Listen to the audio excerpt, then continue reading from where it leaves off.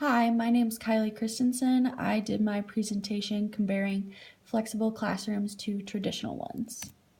Flexible classrooms have become increasingly popular, especially in Missouri, because they represent what it's like to be in the real world. It gives kids a sense of independence, a similar sense that they would have in the workplace. Manuel Herrera of the Afton School District in Missouri says that it isn't just a fad, and he thinks that it will eventually evolve into what all classrooms look like.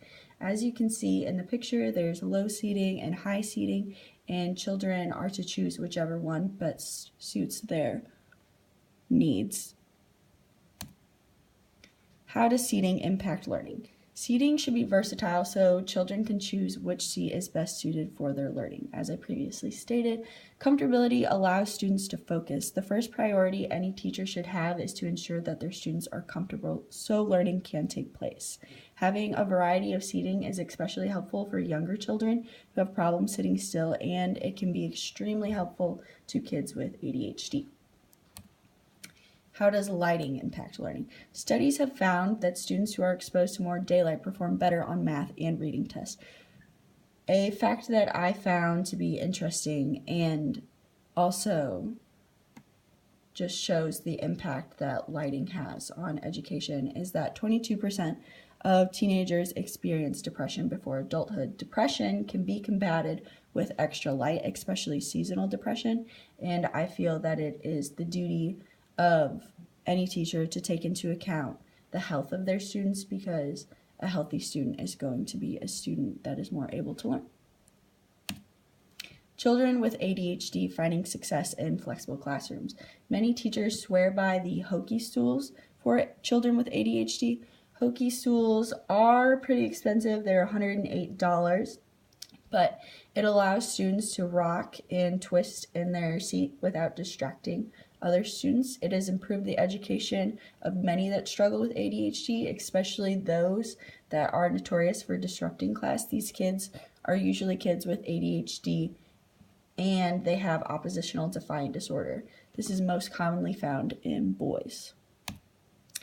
What I would add to my flexible classroom, I would want to take the flexibility into my curriculum as well. I would want to incorporate it in my seating and in my lighting, and I would also want to be able to have flexibility in the way that my students learn. I would like to have optical charter recognition technology, which is a computer that scans reading materials so students can have the book read aloud back to them. I think that this would be especially helpful for kids with ADHD that have a hard time staying on track, and I think that my students with dyslexia would also benefit from this. This wouldn't be mandatory, and kids would be able to choose how they read their material. Cons. The cons of a flexible classroom, they are pretty pricey. This can be partly resolved by going to garage sales to collect coffee tables for lower level seating. Lower level seating has been proven to be beneficial in collaborative learning. Teachers could also create a wish list for parents. Clutter is often a problem that teachers face after switching over to the flexible classroom, and this could be resolved with using chairs that also function as cubbies for the kids. Dr. Jane Zhang, a design researcher, former educator, and co-founder of Room to Learn, says it's important that students know where to find the materials they need to pursue projects and ideas independently without waiting for an adult. The purpose of an education is to prepare students for the real world. Comparing traditional and flexible classrooms. As you can see, the traditional classroom is very uniform, desks, lighting, all of it is the same, as if to say that everyone needs to fit into a particular mold. It's just a one-size-fits-all setting. Flexible classrooms have a variety of seating and lighting, and it speaks to the individuality found in the student body. A creative learning environment inspires creativity.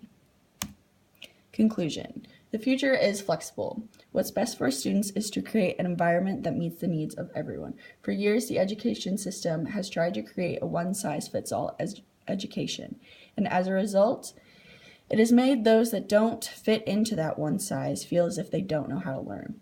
A quote by Albert Einstein that I like is, Everybody is a genius, but if you judge a fish by its ability to climb a tree, it will live its whole life believing that it is stupid.